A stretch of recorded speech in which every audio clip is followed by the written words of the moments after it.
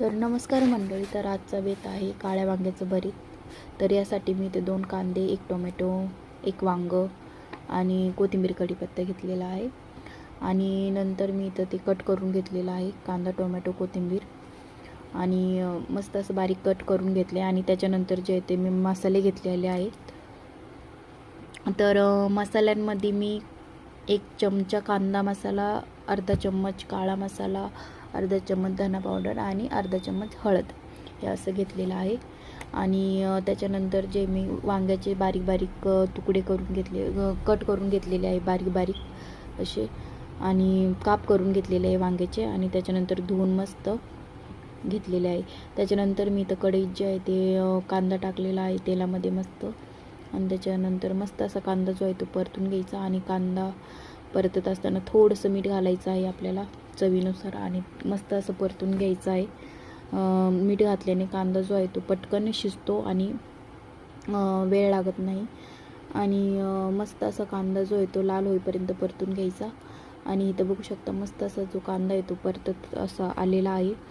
आणि तर आता मस्त असा कांदा जो आहे तो लाल झालेला आहे. आणि त्याच्यानंतर आता मी इथं त्याच्यामध्ये टाकणार आहे कढीपत्ता, कोथिंबीर, टोमॅटो आणि मस्त असं ते जे आहे ते परतून घेणार आहे.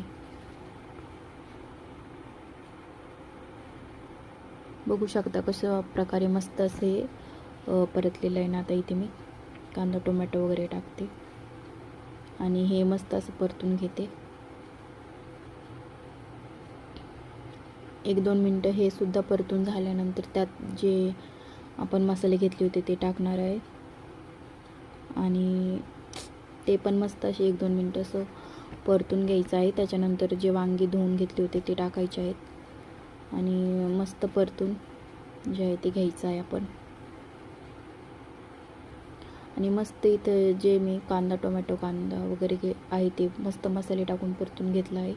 आता त्याच्यात मी वांगी टाकणार आहे आणि मस्त असं परतून घेणार आहे. थोडंसं मस्त असं एकजीव होईपर्यंत मिक्स करून घ्यायचं. आणि त्याच्यानंतर जे आहे त्याच्यावर झाकण ठेवायचं आहे.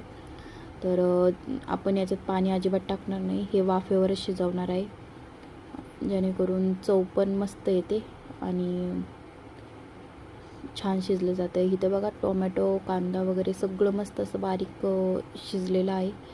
आणि मस्त आता जे आहे ना मी ते चम्मचने म्हणजे चमच्याने जे आहे ना तरी मस्त असं ते त्याचं चेवंदा करून घेणार आहे, एकजीव करून घेणार आहे. आणि बघू शकता मस्त असं भरीत हे खाण्यासाठी तयार आहे.